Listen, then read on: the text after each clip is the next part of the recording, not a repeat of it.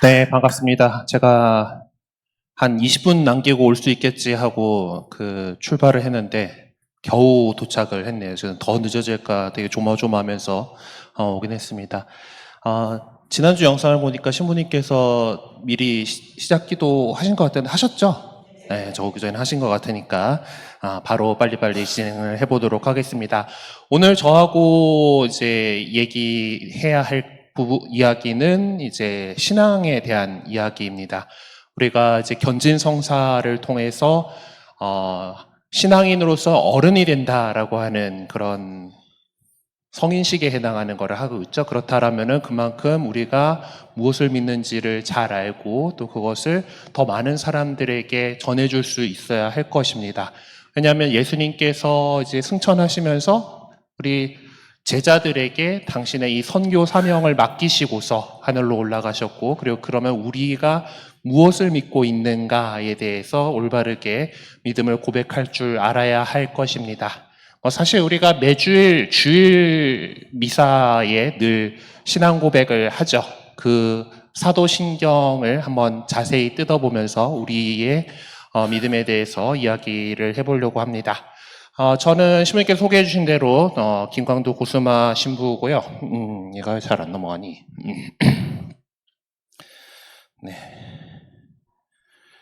네, 원래는 사목국 기획연구팀의 담당 신부로 있었기 때문에 이제 이 견진교리에 이제 강사로 준비가 돼 있었는데 지금 저는 전산실 부실장으로 갔습니다. 이제 간지 한 2주 가까이 돼 가는데 2주일 됐구나. 오늘 화요일이니까. 네, 새 직장에 적응하느라고 고생을 하고 있습니다. 네, 어쨌든 오늘 이 시간 시작하면서 우리 본당은 교재를 갖고 계시진 않군요. 네, 어쨌든 저희 갖고 계십니까? 네, 갖고 계시면 아마 같이 참조하시면 좋을 텐데 교재에서 주제성구로 적혀 있는 이 구절 같이 한번 읽도 시작하겠습니다. 시작. 주 예수 그리스도의 은총과 하느님의 사랑과 성령의 친교가 여러분 모두와 함께하기를 빕니다. 네, 이 말씀에서 성경에서 이미 우리가 믿고 있는 하느님이 삼위로 일체이신 하느님이 드러나는 그런 구절 가운데 하나죠. 주 예수 그리스도의 은총과 그리고 하느님, 보통 이제 하느님 전체 이렇게 보통 하느님 이렇게 할 때는 아버지 하느님을 얘기하게 되는 거, 하느님의 사랑과 성령의 친교가 여러분 모두와 함께하기를 빕니다. 라고 하는 코린토 후서 13장 13절의 말씀이 오늘 주제 성구로 제시가 됐습니다. 자, 많이들 들어보신 것 같지 않습니까? 이 말마디 어디 나옵니까? 미사 시작할 때 신부님하고 여러분이 인사 나눌 때 신부님께서 여러분에게 우리 주 예수 그리스도의 은총과 하느님의 사랑과 성령의 친교가 여러분 모두와 함께라고 인사하시죠. 네, 미사 통상문 잘 뜯어보시면은, 자세히 보시면은 성호경을 긋고 난 다음에 있는 것이 인사입니다. 그러니까, 안녕하세요, 나 참예수님 하고 이렇게 인사하는 것도 우리 인사지만은 미사 시작할 때 성호경 긋고서 삼위일체 하느님의 이름으로 여러분 은총이 여러분 모두와 함께라고 하는 그 축복의 말씀을 전하면서 신부님이 이제 여러분들과 인사를 하는 거예요. 그러면 여러분들은 또한 사제의 영과 함께라고 대답하시죠? 네, 맞습니다. 당신의 영에게도 그러하길 바랍니다. 라고 이렇게 이야기를 하는 겁니다. 자, 그리고 우리는 이 삼위일체 신앙을, 우리가 세례를 받을 때 고백을 했었고, 여러분들이 또 견진을 받을 때도 고백을 할 것입니다. 특히 우리는 세례성사를 이제 매년 갱신하고 있어요. 그쵸? 우리 세례 때의 서약을 갱신합니다. 끊어버립니까? 하면, 예, 끊어버립니다. 다 같이 외칠 때가 언제죠? 세례식 할 때도 같이 우리 신자들이 같이 하긴 하는데, 세례식이 없더라도 꼭 하는 때가 있어요.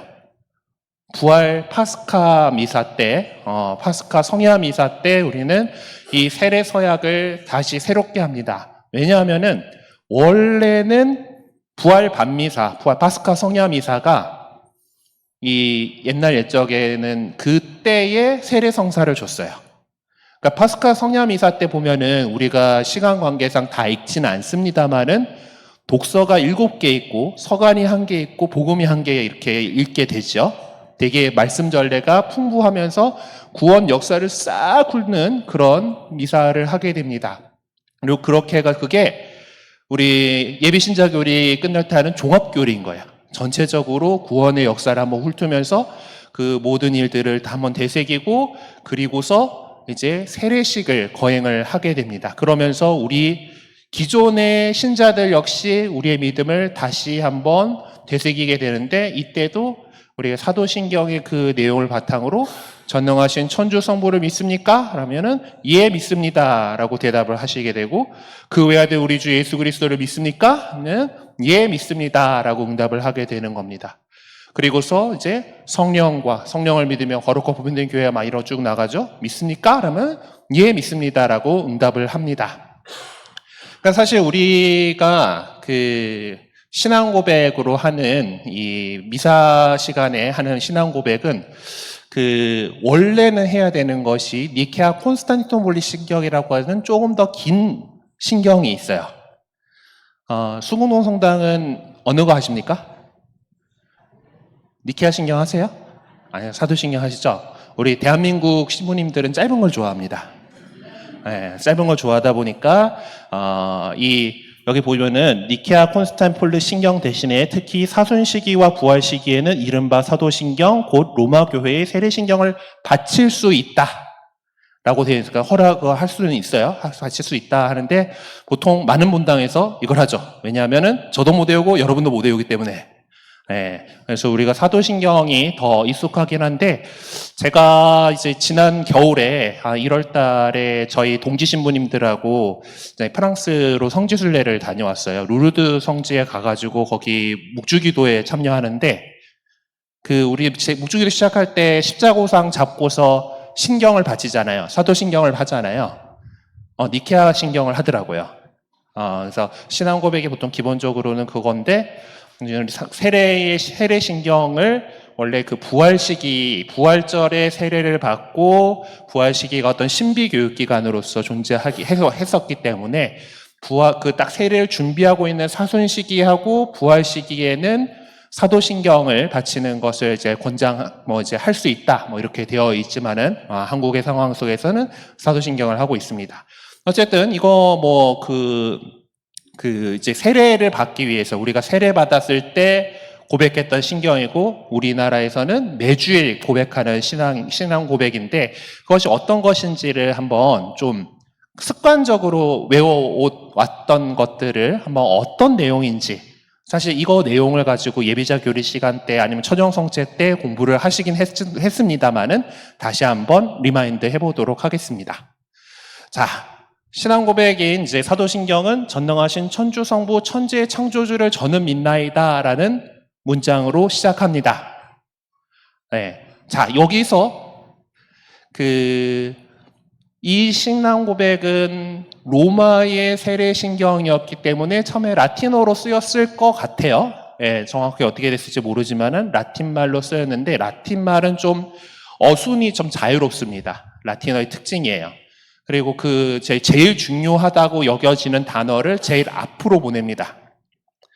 자, 그렇다면은 여기 전능하신 천주 성부 천지의 창조주를 저는 믿나이다라고 한국어에서는 어순에 따라서 이게 배열이 되어야 되기 때문에 이렇게 배치를 했습니다만은 어떤 단어가 가장 먼저 나왔을까요? 네, 많은 분들이 정답을 얘기해 주시고 계시는데 믿나이다라고 하는 이 단어입니다. 또 특히 라틴어의 경우에는 동사의 형태만 보고서 인칭을 알 수가 있어요. 1인칭 단수인지 1인칭 복수인지 이런 것들 알 수 있기 때문에 인칭 대명사를 쓰지 않습니다. 그래서 제일 먼저 나오는 것은 저는 믿나이다라고 하는 크레도라고 하는 단어예요. 예전에 기아 자동차에서 나왔던 크레도스라고 하는 차가 있었죠. 예, 지금 믿음이 간다 이런 뜻으로 이렇게 붙여놓은 그런 이름인데 어쨌든 크레도라고 하는 거는 저는 믿나이다라는 거예요. 자, 근데 우리는 교회 공동체로 이렇게 모여서 함께 이 신앙을 고백하는데 1인칭 단수형을 사용합니다. 저는 믿나이다라고 이 사도 신경은 시작해요. 니케아 콘스탄티노플 신경도 보시면은 이 1인칭 단수형인 저는 믿나이다라고 하는 언명으로 시작합니다. 이건 좀 로마 교회의 특성인 것 같기도 한데, 니케아 콘스탄티노폴리스 신경이 이제 니케아 공의회 때 만들어진 신앙 고백 기도문하고 그 뒤에 콘스탄티노폴리스 공의회에서 이제 이루어진 신앙 고백 어떤 좀 더 확장된 형태의 것이 교회의 공식적인 신앙 고백으로서 이렇게 존재하고 있는데, 이게 라틴어파는 저는 믿나이다라고 하는 1인칭 단수형을 쓰는데, 히라버판에는 저희는 믿나이다라는 복수형을 씁니다. 사실 우리가 교회 공동체로 한데 모여서 이 신앙을 고백하는 것이기 때문에 저희는 믿나이다라고 해도 괜찮을 것 같은데, 근데 굳이 라틴 교회, 우리가 속해 있는 라틴 교회는 저는 믿나이다라고 표현을 했어요. 자, 이것은 이 신앙 고백이라고 하는 것이 나라고 하는 각자의 개인이 하느님 앞에서 드리는 고백이다라는 것을 강조하고 싶은 겁니다. 물론 우리가 신앙이 좀 약하더라도 교회 공동체라고 하는 함께 가는 이 길 속에서 좀 적당히 묻어서 갈 수 있어요. 다른 분들의 어떤 신앙의 그걸로 우리가 이따가 얘기하게 될 모든 성인의 통공이 그 개념입니다. 함께 갈 수 있어요. 분명히 함께 갈 수 있습니다만은 하느님 앞에서 나의 신앙을 고백하는 것은 내가 하는 것이다라는 거죠. 그렇기 때문에 저는 믿나이다라고 하는 1인칭 단수형을 써가지고 이 신앙 고백은 표현을 하고 있습니다. 우리말에서는 이제 여러 개 이렇게 이제 계속 이제 그것들이 믿나이다가 우리는 우리말을 끝까지 들어야 되는 동사가 제일 마지막에 나오는 언어 형태이기 때문에 그렇지만은 라틴어나 유럽 언어들 같은 경우는 이게 제일 먼저 동사가 나오고 믿나이다 한다 목적어가 뒤에 오잖아요. 그럼 계속해서 뒤에 나오는 건 목적어 무엇을 하면서 이 신앙 고백이 이어지게 됩니다. 자, 그럼 저는 믿나이다라고 제가 믿습니다라고 했어요. 자, 그러면서 그 다음에 가장 중요한 것, 제일 먼저 우리는 성부 하느님에 대해서 이야기를 하게 되죠. 그래서 전능하신 천주 성부 아버지에 대해서 이야기를 합니다. 거룩하신 아버지라는 뜻이에요. God the Father라고 영어로 얘기를 하는데 사실 이제 보통 그냥 영어 같은 데 보면 in the name of Father 하고 이렇게 하기 때문에 그냥 Father가 이제 대문자로 F를 쓰게 되면은 성부인가 보다라는 그런 뜻이 됩니다. 우리는 좀 그랬고 거룩하신 아버지니까 이제 성자를 앞에다 붙여가지고 그냥 아버지들하고 이제 구분을 하기 위해서 이제 이런 명칭을 사용하긴 했지만은 그냥 아버지예요. 심지어 예수님께서는 복음서에서 아빠라고 부릅니다. 사실 아빠라고 하는 말은 유아어잖아요. 어린이들의 말입니다. 어린이들의 말이기 때문에 후대에 이제 그 기록을 한 사람들의 입장에서는 우리 예수님이 애들이나 쓰는 말을 갖다가 이렇게 쓰신 것인 거잖아요. 사실 문서라고 하는 면에서 본다라면은 그럼에도 불구하고 아빠, 아버지라고 하는 그것이 그대로 성경 안에 적혀 있다라고 하는 것은 이건 분명히 예수님께서 그렇게 말씀하셨기 때문에 바꿀 수가 없어가지고 그렇게 했을 거다라고 학자들은 보고 있습니다. 즉 하느님을 아빠, 아버지라고 우리에게 가르쳐 주신 분은 바로 예수님이십니다. 예수님께서 이따가 또 그 예수님에 대해서 성자에 대해서 얘기할 때 또 보겠지만은 그 아버지에 대해서 하느님을 아버지로 우리에게 가르쳐 주셨고 그 아버지께서 얼마나 자비로우신 분인가를 가르쳐 주셨던 거죠. 자, 이 아버지는 어떤 분이신가라고 하는 이야기가 이어지는 겁니다. 천주 성부의 그 속성들이 이제 나오게 되는데 그것이 바로 처음에 나오는 것이 전능하신이라고 하는 단어예요. 전능하신, 모든 것이 가능하신, 그 모든 어떤 그 힘이 하느님의 그 힘이 있는데 그것이 어떤 불가능한 것이 하나도 없고 모든 것이 가능하신 분이 바로 우리 하느님 아버지시다라고 하는 것이 전능하신이라고 하는 그 형용사에서 나오는 겁니다.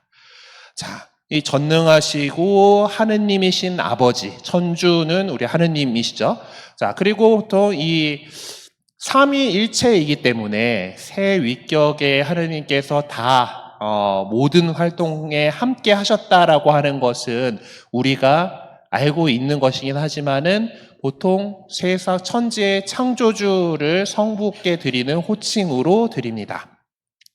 창조주라고 하죠. 제작하신 분이 아니고 천지를 창조하셨어요. 왜냐하면은 하느님께서는 이 세상을 아무것도 없는 것에서 무에서 창조하셨기 때문에 그렇습니다. 만드는 거, 어떤 재료를 가지고 뚝딱뚝딱 만드는 건 영어로 메이커라고 얘기를 하죠. 하느님께서는 있던 재료를 가지고서 이 세상을 꼴을 갖추신 것이 아니라 아무것도 없던 곳에서 말씀으로 세상을 창조하셨기 때문에 메이커라는 표현을 쓰지 않고 크리에이터라고 하는 표현을 사용합니다. 요즘 크리에이터는 워낙 많은 곳에서 쓰이고 있어가지고 조금 그 느낌이 다르긴 하지만은 그냥 없던 이야기를 만들어내고 없던 문화 콘텐츠를 만들어내고 하는 그런 것이 아니라 어떤 하늘과 땅, 이 세상 전체, 천지라고 표현을 하지만은 온 우주를 만드신 분이 바로 하느님이시다. 예, 그냥 뚝딱뚝딱 만들다가 아니라 창조하신 분이 우리 하느님 아버지시다라는 것이죠. 그 하느님 아버지의 가장 큰 피조물, 창조하신 것 중에서 가장 좋은 것이 바로 우리 인간이죠. 우리는 하느님의 모상으로 창조되었기 때문에 그래서 우리 안에는 하느님의 모상이 있고 그렇기 때문에 나도 소중하고 내 옆에 있는 이웃도 소중하고 모든 사람이 소중하다라고 하는 것이 우리 천주교회에서 그리스도교회에서 인권에 대해서 얘기할 때 시작하는 부분입니다. 하느님께서 당신의 모습대로 당신의 모습으로 사람을 창조하셨기 때문에 모든 사람이 소중하다라고 우리는 얘기합니다. 자, 전능하신 천주 성부 천지의 창조주를 저는 믿나이다라고 성부 아버지 하느님에 대해서 우리가 신앙을 고백합니다. 그 다음에는 성자에 대해서 얘기를 해야겠죠. 양이 제일 많습니다. 사도신경 안에서도 양이 제일 많아요. 자, 그러면 성자에 대한 그 언명들 가운데에서 우리가 믿는데 누구를 믿습니까? 그러면 예수 그리스도라고 하는 말부터 시작을 해봐야 됩니다. 예수 그리스도. 예. 이 말은 이제 서양 사람들은 성이 뒤에 오니까 그리스도 가문의 예수라고 생각할 수도 있지만은 그리스도라고 하는 예수님께서 그리스도이시다라고 하는 신앙 고백이기도 합니다. 신앙 고백입니다. 신앙 고백이기도 합니다가 아니고 신앙 고백입니다. 예수 그리스도라고 우리가 이야기할 때 예수님의 이름을 부를 때 예수 그리스도라고 하는 것은 그 2000년 전에 나자렛에서 태어나셔서 우리와 함께 사셨던 그 예수가 바로 그리스도이시다라고 하는 신앙 고백입니다. 네. 자, 근데 여기서 그리스도라고 하는 단어, 그리스도라고 하는 말은 무엇인가라고 보면은 그리스도는 이제 히라버로 옛날 그리스 말로 크리스토스라고 이렇게 쓰는 거고 히브리 말, 구약 성경의 언어는 메시아라고 쓰는 말입니다. 그러니까 메시아나 그리스도나 같은 뜻이에요. 네. 그래서 직역하자면 이건 무슨 뜻인가 하면 기름 부음 받으니라는 뜻이에요. 기름 부음 받으니. 그럼 기름 부음 받으니가 뭐 어쨌는데? 자, 구약 성경에를 이제 지난 시간에 성경에 대해서 공부하셨을 텐데 구약 성경을 찾아보게 읽어보다 보면은 기름 부음을 받음으로 인해서 공동체에서 뽑혀서 하느님의 일을 하도록 뽑혀 세워지는 사람들이 있습니다. 어떤 사람들이 있었을까요? 이제 성전에서 공직하는 사제들이 있었을 거고 그리고 하느님의 말씀을 전하는 예언자들이 또 이렇게 기름 부음으로써 축성되었습니다. 그리고 임금님들이 그렇게 기름 부음으로써 축성돼요. 첫 임금이 사울이잖아요. 사울한테도 이제 사무엘 예언자가 기름을 부었죠. 그리고 다윗에게도 기름을 부어서 이렇게 축성했습니다. 이 기름 붓는다라고 하는 것은 하느님 것으로 따로 떼어놓는다라고 하는 뜻이에요. 축성이라고 합니다. 거룩하게 한다라고 축성. 자, 우리 성전에도 보면은 기둥마다 보면은 뭔가 빨간 십자가가 붙어 있죠. 예, 저게 뭔가 하면은 우리 성당을 축성할 때 저기다가 축성 성유를 발랐던 자리들입니다. 이곳은 거룩한 하느님의 것으로 하느님께서 거하시는 공간으로서 하느님 백성을 위한 공간으로서 다른 세상의 여러 건물들과 달리 하느님께서 기름 부어가지고 축성해 놓은 거예요. 자, 그리고 우리가 세례식 때 보시게 되면은 물 부은 다음에 여러분들 이마에다가 기름 발랐죠? 네. 여러분들도 역시 온 세상 사람들 가운데에서 하느님의 사람으로 축성된 거예요. 네. 그렇게 그렇기 때문에 우리도 역시 기름 부음 받은 이예요. 그거 확실하게 하기 위해서 견진성사 할 때 한 번 더 발라요. 네, 여러분들이 이제 여러분들이 정말 신앙인으로서 충분히 어른이 되었고 이제 사는 사람들한테도 복음을 전할 수 있고 하느님의 일, 특히 예수님이 이제 기름 부음 받은 이다라고 얘기하는 그리스도이신데 그 그리스도의 사제직, 예언자직, 왕직이라고 하는 이 직무를 우리가 수행할 수 있는 그런 사람들로서 충분합니다라는 것을 축성 성류 도유를 통해서 얘기를 합니다. 자, 그런데 그리스도, 메시아 하면은 구원자, 구세주 이런 느낌, 그런 것으로 더 많이 얘기를 하곤 합니다. 자, 이게 어떻게 된 건가 하면은 구약 시대에 하느님께서 이제 다윗 임금을 세우시고 다윗 임금이 이제 성전을 지어 바치려고 그러니까 야, 그거 네가 할 거 아니고 너희 후손이 할 거야. 그래서 솔로몬 때 성전을 짓잖아요. 네, 그러면서 이제 다윗 임금한테 하느님께서 너희 왕자가 계속해서 이어질 거야. 너희 후손에게 굳건하게 해주겠다라고 약속을 하셨어요. 자, 그런데 우리가 이스라엘 역사를 보면 알겠지만은 솔로몬 임금 죽고 난 다음에 남북으로 분열됐죠. 그리고 그 다음에 북이스라엘 먼저 망하고 남유다가 나중에 망하게 돼요. 아니 하느님, 이스라엘의 왕자를 계속해서 다윗 임금의 왕자를 튼튼하게 해주신다 하지 않으셨습니까? 근데 하느님께서는 성실하신 분이고 언제나 약속을 지키시는 분이죠.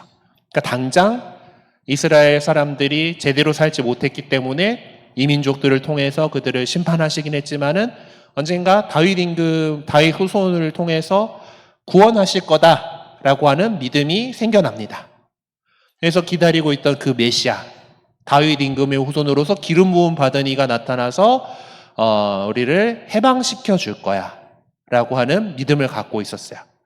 자, 그런데 이제 이스라엘 사람들이 갖고 있었던, 유다인들이 갖고 있었던 것은 자기들을 이제 지배하고 있는 다른 민족들에게서 우리들을 구원해서 새로운 왕국을 세워줄 그런 정치적인 지도자로서의 메시아를 기대했다라고 하면은 하느님께서 갖고 계셨던 계획은 더 크셨죠. 네. 죄악의 종살이를 하고 있는 우리 인류를 그 종살이에서 해방시킬 구원자를 보내주셨고 그 그리스도께서 바로 예수님이시다라고 하는 그 언명이 예수 그리스도라고 하는 우리 신앙 고백입니다. 예수 그리스도라고 하는 그 예수님께서 그리스도이시다라고 하는 이 말 속에서 우리가 그 믿음을 고백을 하는 거예요. 그 예수님께서는 어떤 분이신가? 그 앞에 있는 그 외아들이다. 여기서 저 대명사 그는 어디를 가리킵니까? 네, 하느님 아버지를 가리키죠. 천주 성부의 외아들이다. 그러니까 즉 예수님은 하느님의 외아들이십니다라고 하는 것을 우리가 믿는다라는 거죠. 그렇기 때문에 이 예수 그리스도를 가리켜서 우리는 성자라고 부릅니다. 아들. 네. 하느님 아버지는 성부라고 불렀으니까 지금 성자라고 이렇게 쓰는 거죠. 자, 그 다음에 그 외아들이고 우리 주님이시다라고 얘기하죠. 네, 우리 주 예수 그리스도, 이 주님이다라고 하는 것은 뭐 주인 주자 이렇게 쓰는 건데 뭐 영어는 로드라고 이렇게 표현을 하는데 자, 이거 어떤 단어였나 하면은 구약 성경에서 여러분들이 이제 종이책으로 된 성경을 읽으시다 보면은 다 명조체로 돼 있는데 고딕체로 주님, 주 뭐 이렇게 돼 있는 부분들이 있죠. 예. 그 종이 성경을 안 펼쳐보신 분들은 잘 모르겠습니다만은 종이로 그 책으로 되어 있는 성경을 펼쳐보시게 되면은 가다가 아니면 주님 하고 있는데 고딕체로 적혀 있는 거가 있어요. 이게 뭔가 하면은 하느님께서 모세에게 당신 이름을 가르쳐 주셨잖아요. 모세가 이제 그 호렙산에서 이제 양치기 하고 있던 시절에 그거 하는데 어디서 그 불이 막 타오르고 있는 것이 있는데 거기 떨기나무가 불타고 있는데 얘가 타지 않는 거예요. 신기하다 하고 이렇게 가까이 갔다가 하느님을 만나게 됩니다. 그러면서 하느님께서 당신의 이름을 계시해 주시는데 당신의 성함을 말씀해 주시는데 그 하느님의 이름은 거룩하기 때문에 이스라엘 사람들이 대놓고 못 부른 거예요. 그러니까 우리 성경 번역에서도 보면은 이제 공동번역 성서, 예전에 사용하던 공동번역 성서에서는 다 그 부분을 그냥 다 야훼라고 하는 그 하느님 이름을 그렇게 썼는데, 이스라엘 사람들이 이제 원래 이제 그 자리를 보면은 그 발음을 안 하고 주님이라고 하는 뜻의 아도나이라고 하는 말로 바꾸어서 불러왔던 그런 전통이 있습니다. 그러니까 이게 우리도 그 전통을 이제 존중해서 우리 지금 2000년대의 새 성경을 이제 번역을 이렇게 하면서 그 부분은 주님, 주 이렇게 해가지고 그들이 쓰고 있던 그거대로 이렇게 해주자. 그렇게 써야겠다라고 했습니다. 왜냐하면 우리도 부모님 성함 말할 때 그냥 이름 띡 하고 안 부르잖아요. 그쵸? 예, 무슨 자 쓰십니다. 이렇게 하는 것처럼 하느님 이름을 함부로 부르지 않으려고 하는 그걸로써 주님이라고 하는 말을 써왔었고, 즉 우리 예수 그리스도, 예수님께서 주님이시다라고 고백하는 것은 예수님께서 하느님이시다라고 고백하는 내용이에요. 우리 주님이다라고 하는 것은 성경의 그 전통 안에서 하느님이시다라고 하고 얘기를 하는 겁니다. 그 하느님의 외아들이고 우리 주님이신 예수 그리스도께서는 성령으로 인하여 동정 마리아에게서 잉태되어 나셨다라고 우리는 고백해요. 자, 성령으로 인하여라고 하는 이 말에서 우리는 예수님의 신성을 이야기를 하는 거죠. 하느님이시다라고 하는, 성령으로 인하여 그냥 다른 인간들처럼 정자와 난자가 만나가지고 이렇게 그 물려받은 유전자로 이렇게 태어나신 것이 아니라 성령으로 태어나셨다라는 것에서 그분의 하느님이심을, 신성을 이야기하는 거고, 동정 마리아에게서 잉태되어 나셨다라고 하는 것에서 그분이 참으로 사람이시다, 참으로 인간이시다라고 하는 인성을 이야기하는 겁니다. 네.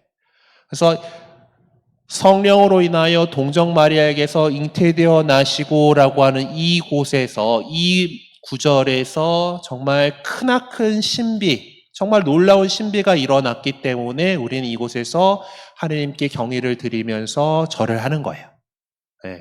고개를 숙이고 이제 이 부분을 이야기를 하죠. 자, 신성과 인성을 동시에 갖고 계시는 그것이, 그리고 혼동되지도 않고 섞이지도 않고 분리될 수도 없고 이제 분열될 수도 없다라고 하는 것이 우리 교회의 믿음입니다. 그래서 예수님께서 하느님이시고 예수님께서 인간이시기 때문에 우리 교회가 믿고 있는 성모님에 대한 모든 그 믿음들 있죠. 성모님에 대해서 우리가 하느님의 어머니라고 얘기를 해요.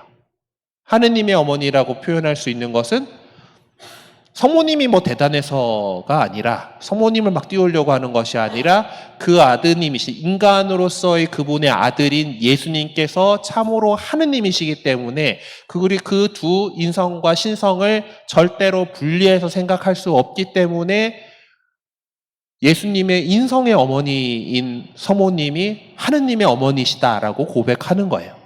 그거는 성모님 때문이 아니라 예수님 때문에 그렇다라는 거죠.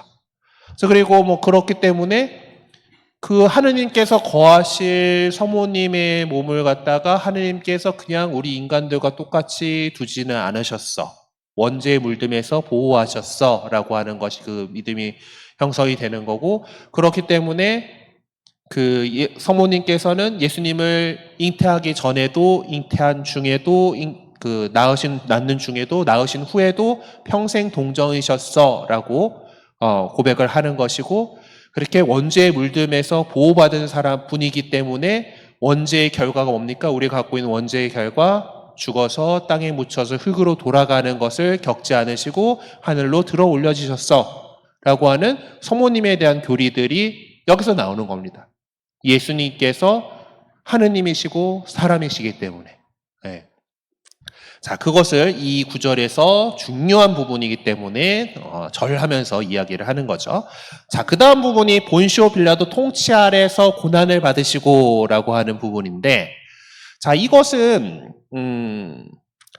이 개신교 쪽 번역의 예전 번역 같은 경우는 본디오 빌라도에게서 고난을 받으사라고 표현을 해놔가지고 이 예수님께서 십자가 고난을 받으신 그 십자가형을 당하시고 하는 이 모든 것의 책임이 본시오 빌라도에게 있다라는 식으로 이런 식으로 표현을 하는 사람들도 있어요. 근데 이게 그리고 저도 어렸을 때 이제 교리 시간에 들을 때 이제 이 본시오 빌라도가 그때 그 자기 자신의 어떤 신념대로 딱 예수님을 풀어주지 못하고 군중이 막 십자가에 못 박으시오라고 그래가지고 거기에 밀려가지고 그릇된 판단을 했기 때문에 두고두고 씹히는 거야. 이제 두고두고 욕을 먹는 거야. 이제 이런 그 얘기를 이렇게 들었었는데 생각해보면 그게 아니에요. 우리 교회는 지금은 종교의 자유를 누리고 있잖아요. 그쵸? 예. 내년이 이제 2025년, 희년이에요. 해방의 해인 희년인데, 희년에 특별히 기념하게 되는 사건이 325년에 있었던 니케아 공의회와 니케아 칙령입니다. 그때, 1700년 전 그때 이제 종교의 자유를 얻었어요. 그러면은 우리가 서기 원년을 갖다가 예수님 오신 때로 이렇게 보고서 날짜를 세는데 거의 한 300년 가까운 세월을 종교의 자유를 얻지 못하고 살았다라는 얘기죠. 네. 그러니까 그만큼 박해받던 교회였습니다. 자, 박해받던 교회가 자기들이 어떤 신앙을 고백하는 세례신경, 이거 누가 이렇게 불게 될지도 모르게 되는데, 이제 이거를 갖다 거기서 로마의 총독이니까 공무원일까? 하여튼 그 정치인일까? 어쨌든 로마 제국의 권위로 그 유다이아 속주에 파견했던 저 사람에 대해서 뭐라고 한다? 큰일 날 일이죠. 걸리면 더 박해를 받을 일입니다. 그러니까 이 표현은 저 사람이 잘못했어라고 얘기를 하고 싶은 게 아니에요. 그러면은 이 본시오 빌라도라는 사람이 폰티오피스 빌라토스가 5대 유다이아 속주 총독이었는데 이 양반이 서기 26년부터 36년에 거기서 총독 일을 했다라는 게 로마 역사에 있잖아. 즉 예수님께서 그때 고난을 받으셨다. 역사의 그 순간에 우리 인류 역사에 실제로 계셨다라고 하는 역사성에 대해서 얘기하고 싶은 겁니다. 본시오 빌라도라고 하는 그 로마 총독 얘기를 하는 것은 그때 그 양반이 유다이아 총독일 때, 네. 그래서 그 역사성을 얘기를 하는 거고, 그때 고난을 받으시고 십자가에 못 박혀서 돌아가시고 묻히셨다. 예수님께서는 그 본시오 빌라도가 유다를 다스리던 그 시절에 많이 이제 모욕도 받으시고 매도 맞으시고 결국 십자가에 못 박혀서 돌아가셨다. 십자가는 원래 사형 도구죠. 사형 도구고 특히 이제 어떤 제국에 대해서 반역을 한 그런 속주 사람들을 처형하는 데 쓰이는 도구였습니다. 우리 사도들 가운데 으뜸 사도라고 하는 베드로 사도 있고 바오로 사도 있으시죠. 두 분이 워낙 중요한 분이기 때문에 같은 날에 추기를 지내는데 베드로 사도는 십자가에 못 박혀서 돌아가셨어요. 근데 바오로 사도는 십자가에 달리지 않았습니다. 같이 잡혔거든. 같이 이제 그리스도교를 막 이게 전파하고 다닌다라는 걸로 이제 잡혀갔는데 왜 둘이 달랐을까? 바오로는 로마 시민이고 베드로는 저기 유다이아 속주 사람인 겁니다. 그러니까 제국에 대해서 반역을 하는 속주의 이제 그걸 다스리기 위한 형벌이었던 거예요. 감히 로마의 반역을 그 제국의 반역을 하다니 너희도 저렇게 되면 저 꼴이 될 거야. 라고 전시해 놓는 형벌입니다. 그런데 이제 그러면 좀 저주의 그런 아주 안 좋은 그런 건데 예수님께서 그곳에서 피를 흘리셔서 가장 완전한 제사를 이루셨고 우리를 구원하셨기 때문에 이제 우리에게는 저 십자가가 구원의 상징이 되는 거죠. 그렇기 때문에 우리는 부활하시는 분이시네. 네. 네. 네. 그래서 우리가 잘 보이는 곳마다 방방이 예수님께서 저 모습으로 십자가에 매달려서 우리를 위해서 피 흘리셨다라는 걸 기억하기 위해서 십자고상을 세워놓는 겁니다. 방방이 이렇게 놔두고 있는 거 보일 때마다 예수님께서 나를 위해서 우리를 위해서 피 흘리셨어. 우리가 그렇게 구원받은 사람이야 라고 하는 것을 되새기기 위한 도구가 십자고상인 거예요. 자, 그렇게 해서 이제 우리 인류 구원을 이루시고 묻히셨죠. 우리 여느 인간과 똑같이 죽었으면 묻히셨어요. 자, 그렇게 굳이 묻히셨던 이유는 죽은 이들의 공간이라고 여기고 있던 그 저승에 가셔서 이미 천국문이 열리기 전에 죽었던 영혼들을 다시 일으켜 세우려고 하는 그런 의도를 갖고 있습니다. 저승에 가시어라고 하는 이 문장의 이제 라틴어는 descended inferos라고 하는 이제 그런 말을 쓰는데 infero라고 하는 이 단어가 원래는 아래에 있는 그러니까 아래쪽에 뭐 이런 뜻을 갖고 있습니다. 그런데 그게 지하에 그게 되고 죽은 이들의 공간이다라고 하는 뜻이 됩니다. 그래서 지하 세계 그리고 그게 뭐 그냥 지옥 뭐 이렇게 표현을 하게 되는데 사실 지금 우리가 갖고 있는 지옥에 대한 개념하고는 좀 달라요.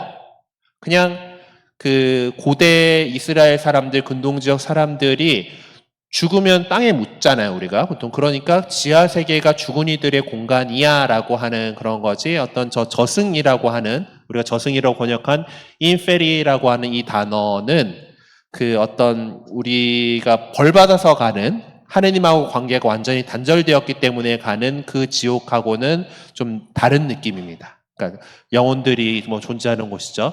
그래서 이 예수님께서 묻히셨고 이제 옛날에 뭐 고성소에 가시어라고 번역을 한 적도 있었는데 이 저승에 가서 이제 그곳에 있던 아직 하늘나라의 문이 열리지 않아가지고 지하세계에 있던 영혼들을 다 이제 끄집어 내셨다라고 하는 그런 모습으로 많이 표현을 합니다. 네.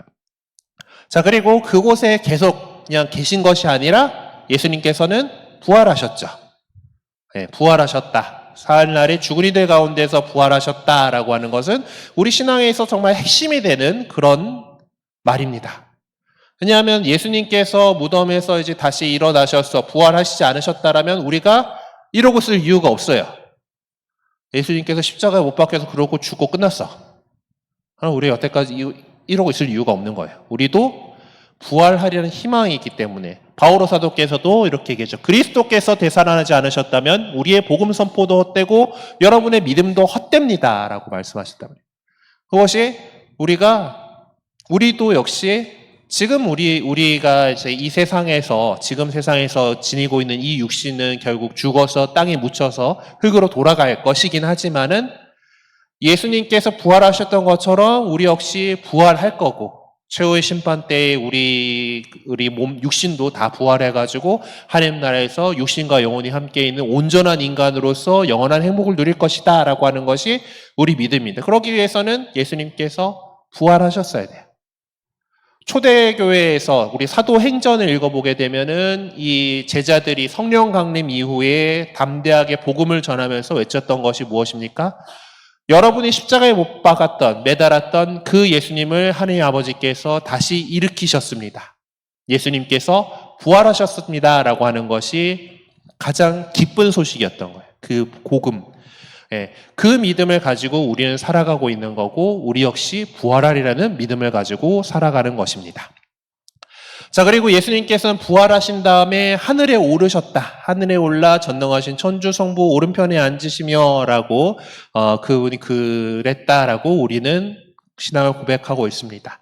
단지 이 세상이 싫어서 떠나신 것이 아니라 우리에게 하나님나라에 하늘나라에 들어갈 것이다라고 하는 확신을 먼저 보여주신 것이죠. 천국 문을 열어주셨고 이제 당신께서 들어가셔서 성부 오른편에 앉으셨다. 오른쪽에 있다라고는 가장 오른팔이다라고 하는 표현들을 많이 쓰는 거죠. 가장 그 측근이 최측근이다라고 하는 거, 그러니까 높은 자리에 있다라고 하는 것을 이제 이야기를 합니다.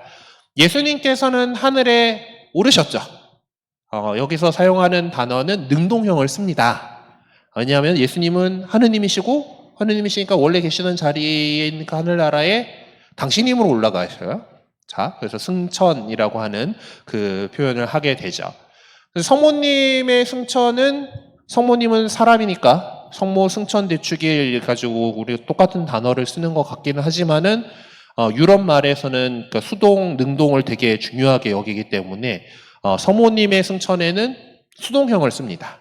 그래서 성모님 승천 그린 그림에는 되게 무수한 천사들이 들고 열심히 들고 올라가는, 모시고 들고 올라가는 그런 모습으로 많이 그려요. 어쨌든 예수님께서는 제자들이 보는 앞에서 이제 하늘로 오르셨는데 그 오르신 그 모습대로 거기서 이제 갈릴레아 사람들이라고 하는 이 제자들이 이제 하늘을 이렇게 쳐다보고 있으니까 천사들이 나타나가지고 왜 하늘만 쳐다보고 있느냐? 너희 앞에서 하늘로 오르신 저 예수님께서는 너희가 보는 앞에서 다시 그 모습으로 다시 오실 것이다라고 하죠. 그래서 그리로부터 산이와 죽은 이를 심판하러 오시라 믿나이다 라는 그 말이 예수님께서 이제 지금은 우리를 떠나서 하늘나라에 계시지만은 우리의 삶에 대해서 우리가 어떻게 살았는지를 보고 심판하러 오시리라 라고 하는 믿음을 갖고 있는 겁니다. 근데 심판받는다고 해가지고 걱정할 필요는 없으세요. 여러분들은 세례를 받았고 그리고 하느님하고 담쌓고 지내진 않으시잖아요. 그렇죠? 담쌓고 지냈으면 여기까지 안 왔지. 그렇죠? 그렇기 때문에 계속해서 하느님하고의 관계를 잘 유지하고 그리고 우리가 하느님과의 관계가 좀 잘못돼가지고 고해성사 필요하면 고해성사 평소에 잘 갖고 이러고 있으면은 애지간해서 우리가 하느님, 나는 하느님 안 믿어요 하고 그 직접적으로 내치는 것이 아닌 이상 하느님께서는 구원하실 거예요. 그 심판 앞에서 제가 좀 비록 모자란 것들이 많았지만 그래도 하느님께서는 받아주실 겁니다. 자, 우리는 이 세상을 일단 마치고 나면은 각자의 그 행실대로 심판받는다라는 믿음을 갖고 있어요. 우리가 이 세상을 떠났을 때 하느님 나라로 옮겨가면서 하느님 앞에서 심판을 받습니다. 그것을 개별 심판이라고 얘기를 해요. 우리 각자의 행실대로 그것들을 얘기를 하고 그때는 이제 우리가 영혼에 갖고 있는 우리가 죄를 지어서 저질렀던 여러 벌들, 우리 죄의 흔적들을 깨끗이 하고서 하느님 나라로 들어갈 겁니다. 그리고 하느님께서 이 세상을 완성하실 때 보통 그래서 종말이라고 표현을 하는데 그냥 끝 그런 거가 아니라 세상을 완성해서 새 하늘과 새 땅이 이루어지게 하는 거예요. 그때에 최후의 심판을 하신다라고 얘기를 하죠. 그러니까 그리부터 산이와 죽은 이를 심판하러 오시리라. 예수님께서 오시리라. 영광스러운 모습으로 오시리라고 했던 그것이 최후의 심판이라고 하는 모습으로 우리 표현됩니다. 즉 예수님께서 하늘로 오르신 그 모습대로 하늘에서 다시 내려오시고 그리고 우리 제자들, 그리스도인들은 다시 하늘로 불러 올려져서 하는 그 오시는 예수님을 맞이하게 될 겁니다라고 하는 그런 믿음을 우리가 갖고 있어요. 그래서 보면은 이제 이 미켈란젤로가 그린 최후의 심판에서 이 중요한 사람들이 다 이렇게 하늘로 떠 있죠. 그리고 여기 이쪽 밑에 구석에서 보게 되면은 무덤에서 이미 죽었던 사람들의 육신이 부활해가지고 이렇게 나오고 있고, 그리고 그들 중에서 잘못한 사람들은 마귀가 이제 지옥으로 이제 집어넣고 있는 이런 장면들로 구성을 하고 있습니다. 그래서 이제 이렇게 들어 올려진다라는 단어가 이제 휴거라고 쓰는데요. 이제 천주교에서는 잘 많이 안 쓰긴 하는데 어쨌든 그렇게 들어 올려진 그래서 하늘로 영접하게 될 거다 하는데 저것들을 자꾸 써먹는 데가 그러니까 저런 이제 종말, 심판 막 이런 걸 강조하면서 사람들한테 겁을 주는 거지. 그래가지고 내가 헌금 열심히 하고 또 모든 것 다 이 세상 거 쓸데 없으니까 이제 교회에다 다 바치고 막 이제 이렇게 해가지고 사람들을 홀딱이게 넘어가게 만드는데 예수님께서도 분명히 얘기하셨습니다. 나도 모른다. 저 때가 언젠지 나도 모르고 전사들 모르고 오직 하느님 아버지만 아신다라고 분명하게 말씀하셨습니다. 예전에 보면은 그때가 언제다 맞은 적 있습니까?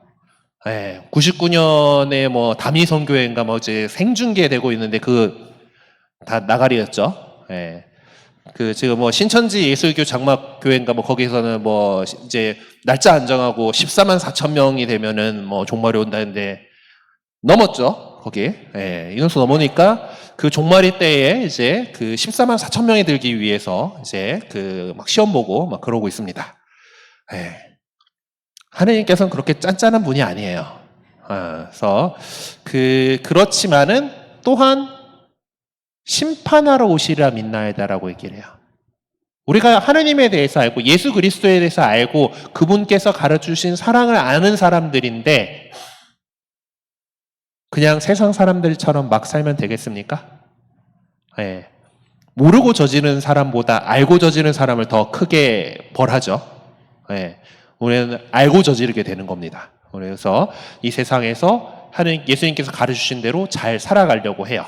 그렇게 해주시는 분이 바로 성령이시다라는 거예요. 그래서 성령을 믿으며라고 고백을 합니다. 사도신경이 만들어질 때는 성령 하느님에 대해서는 딱히 뭔가 다른 소리가 없었던 것 같아요. 성령님 하면 그냥 아는 거야. 그래서 정말 단순하게 성령을 믿으며 끝이에요. 성령님에 대해서는 설명을 안 합니다.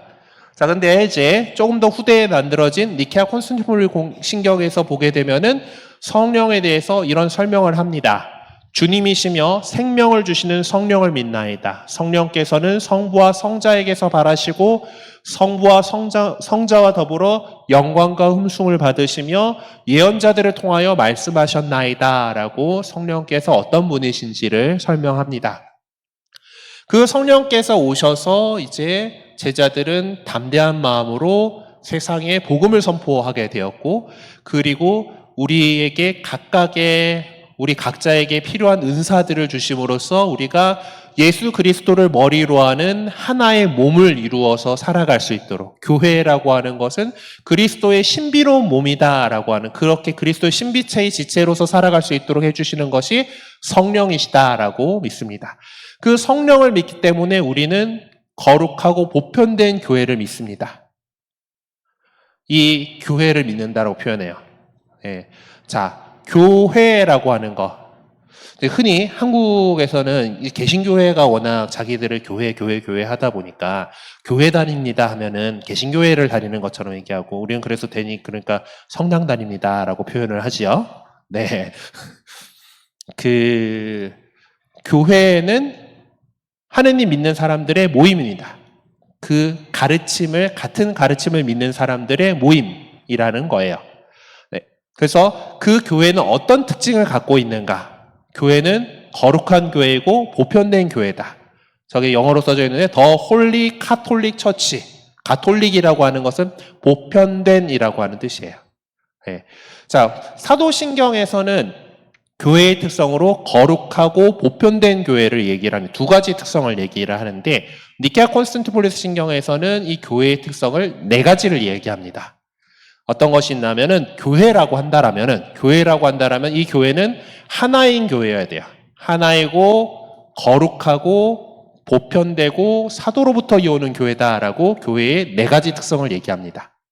자, 우리 가톨릭 교회는 교황님을 중심으로 해서 하나의 교회를 이루고 있죠. 하나의 교회고, 우리 각자가 사실 저도 뭐 그렇게 거룩하지는 않습니다만은, 거룩하게 아주 살지는 못하지만은 거룩함을 향해서 나아가려고 노력하고 있죠.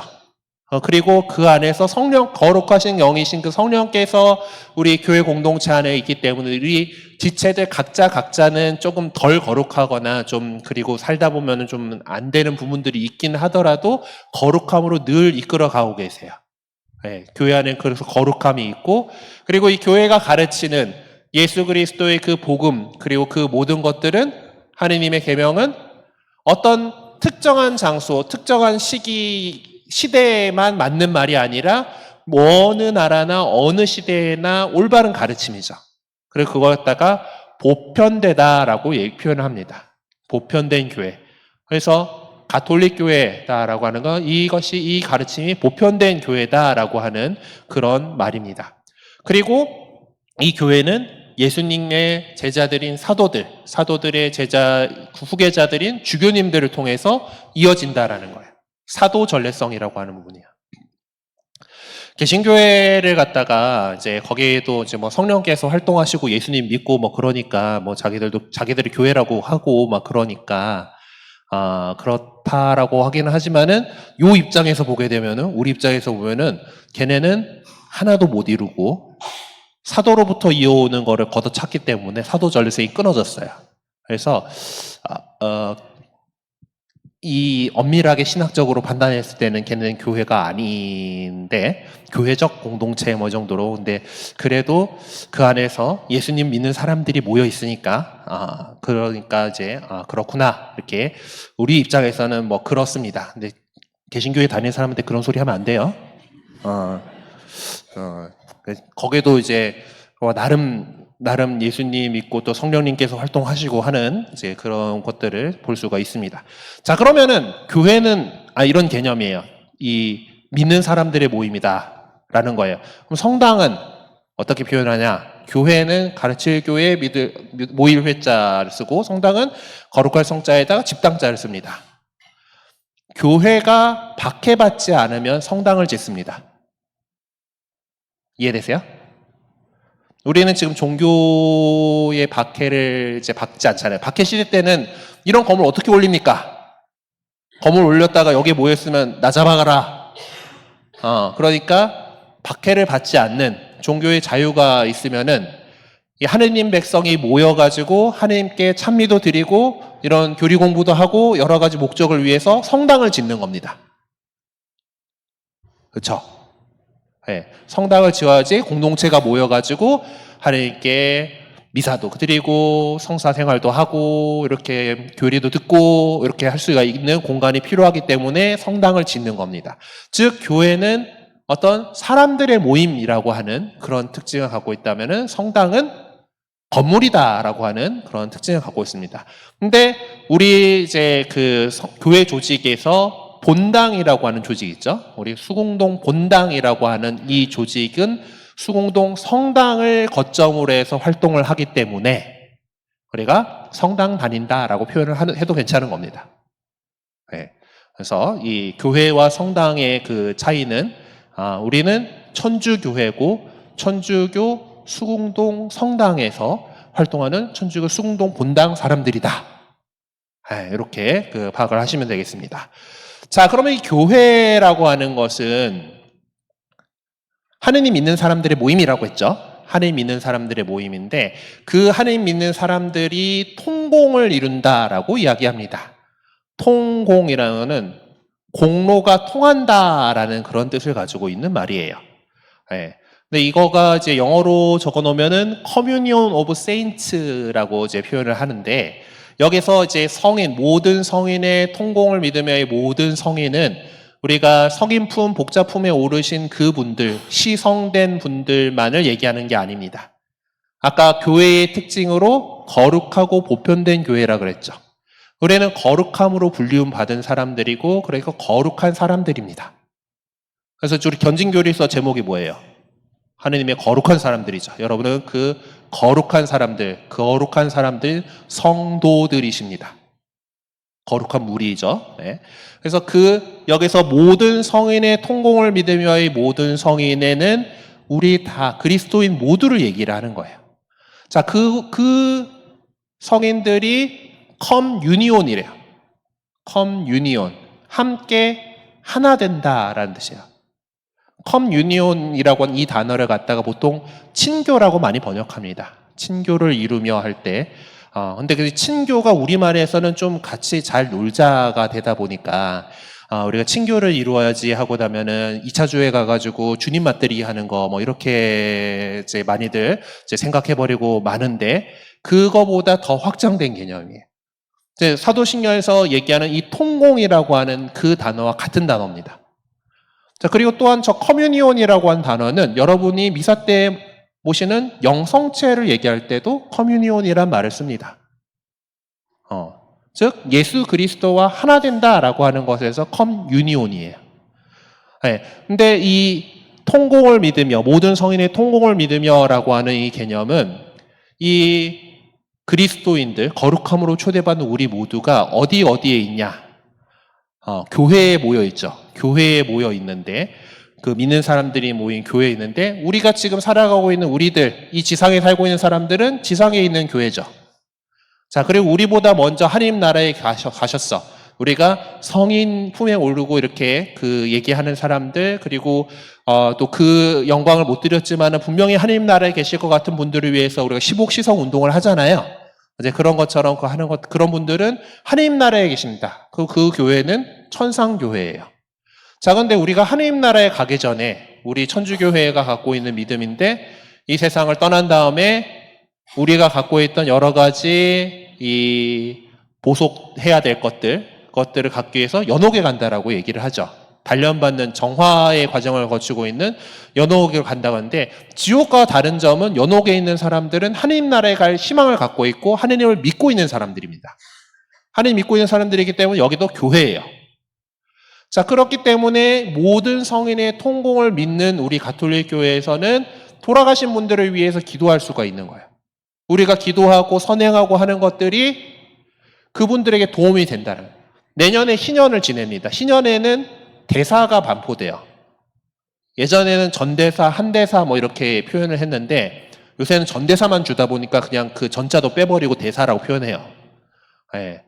그래서 그렇게 해가지고 내가 지상에 살고 있는 우리가 거기 이제 내년 가까워 오면은 희년 대사를 받는 요건들을 막 이렇게 여러 가지를 얘기할 겁니다. 대표적으로는 뭐 로마의 성지순례를 가는 거가 이제 제일 첫 번째이긴 한데, 뭐 우리 뭐 주교자 명동성당을 순례한다던가 아니면 다른 성지들을 순례한다던가 하는 그런 식의 그것들이 있고, 또 어떤 그 지금처럼 어떤 교리 교육을 받는 거라던가 뭐 다른 사람들에게 선행을 베푼다라던가 여러 가지 것들이 있어요.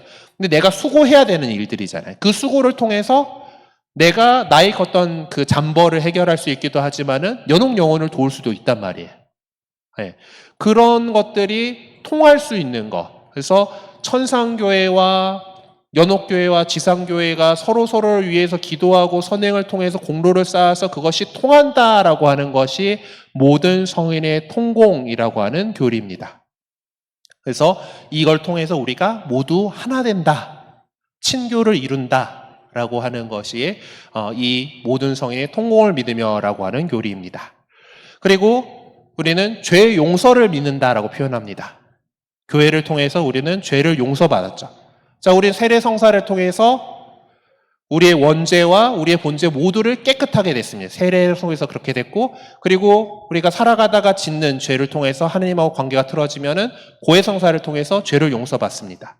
그 죄의 용서에 대해서 우리가 믿기 때문에 그 모든 것이 가능한 것이죠. 네. 그리고 육신의 부활을 믿는다라고 합니다. 그러니까 우리가 죽음이라고 하는 것, 사실 누군가하고 헤어지는 거기 때문에 슬픈 일이에요. 이 세상을 떠난다라고 하는 건 슬픈 일이지만은, 사실 더 생각해 보면은 우리가 영원한 생명을 알고 있고 하나님 나라를 믿고 있고 그렇다라는 것은 이 죽음이 단지 흙으로 돌아간다라는 것이 아니라 하나님 나라에 불려 올라가는, 그래서 이 영원한 삶을 향해서 나아가는 일이다라는 것을 우리는 알고 있습니다. 그렇기 때문에 장례미사 때 그 신부님이 바치는 감사송을 자세히 들어보시면 기억이 나실 것 같아요. 그래서 주님, 믿는 이들에게는 죽음이 아니요 새로운 삶으로 올라감이오니 세상에서 깃들이던 이 집이 허물어지면 하늘에 영원한 거처가 마련되나이다 라고 기도하거든요. 그러니까 우리에게는, 그리스도인들에게는 죽음이 그냥 끝, 물론 이 세상에선 끝이에요. 그것이 아니라 이제 하나님 나라로 영원한 삶으로 옮아간다. 그래서 우리는 영원한 생명을 믿는다라고 이 신경의 마지막 부분에서 이야기를 하는 겁니다. 자, 그래서 사실 이거는 그 예비 신자들의 그 받아들이는 예식 때, 아니면은 보통 이제 우리나라에서는 이거를 나눠서 잘 안 하는 경우들 많으니까 그 세례식 때 보게 되면은 그 처음에 이제 질의응답하는 부분이 있어요. 당신은 하느님의 교회에서 무엇을 원합니까? 무엇을 청합니까? 라고 할 때 예비신자들이 신앙을 청합니다. 라고 대답합니다. 그러면 신부님이 어떻게 묻냐면은 신앙이 그대에게 무엇을 줍니까? 그럼 믿는 걸 무엇을 줍니까? 영원한 생명을 줍니다. 라고 대답하게 되어 있습니다. 그렇게 대답하고서 우리는 유아 세례 받으셔가지고 내가 안 했으면은 그 부모님이 하셨어요. 어쨌든 그 영원한 생명에 대해서 믿기 때문에 이 사도신경의 마지막 구절이 바로 영원한 삶을 믿나이다. 영생에 대한 그 믿음을 얘기하는 겁니다. 그리고 우리 교리책에는 빼먹은 부분이긴 한데 이 신앙 고백은 아멘이라는 단어로 끝납니다. 아멘. 이거는 히브리 말이에요. 번역을 따로 안 하고 씁니다. 그러니까 유대인들이 쓰던 히브리어로 되어 있는 단어인데 이 말은 진실로 확실히 그렇습니다. 이런 뜻입니다. 그래서 그 복음서에서 예수님께서 이제 내가 진실로 요한복음 같은 그 2번 써가지고 내가 진실로 너희에게 말한다라고 하는 그 진실로가 아멘입니다. 아멘, 아멘, 레고 휘민 이렇게 가요 이제. 자 그러면은 사도신경을 마치면서 아멘이라고 대답하는 거. 우리가 보통 기도 끝에 그 미사 때도 본기도 신부님이 쫙 하고 나면은 여러분들이 아멘으로 응답하죠. 그게 무슨 뜻입니까? 대표로 바친 그 기도에 대해서 나도 동의하고 그 맞습니다라고 그것이 내 기도가 됩니다라고 하는 그 표현하는 거잖아요. 즉 우리가 이 사도신경을 시작하면서 얘기했던 저는 믿습니다라고 하는 이 믿음 고백을 다시 한번 아멘이라고 하면서 네 맞습니다 맞고요 하고 하느님께 말하는 것이 이 사도신경의 구조입니다. 네 그래요. 안 그래도 늦게 왔는데 10분이나 더 늦어버려서 좀 죄송합니다. 질문이 혹시 있으십니까? 왠지 질문을 했다가는 주변 분들에게 문매를 맞을 것 같은 그런 느낌이니까 질문 있습니까? 하고 물어보는 거였는데 넘어가도록 하고요. 그래도 우리 성령의 성사를 준비하고 있는 거니까 성령 송가로 이 시간 마무리하도록 하겠습니다. 성부와 성자와 성령의 이름으로 아멘. 오소서 성령님 당신의 빛 그 빛살을 하늘에서 내리소서. 가난한 이 아버지 은총의 주님 오시어 마음의 빛을 주소서. 가장 좋은 위로자 영혼의 기쁜 손님 생기 돋워주소서. 일할 때 휴식을 무더울 때 바람을 슬플 때 위로를 지복의 빛이시여 저희 마음 깊은 곳을 가득히 채우소서. 주님 도움 없으면 저희 삶 그 모든 것 이로운 것 없으리. 허물은 씻어주고 마른 땅 물 주시고 병든 것 고치소서.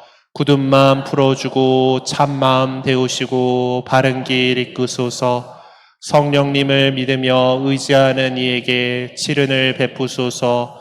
공덕을 쌓게 하고 구원의 문을 넘어 영복을 얻게 하소서. 아멘. 성부와 성자와 성령의 이름으로 아멘.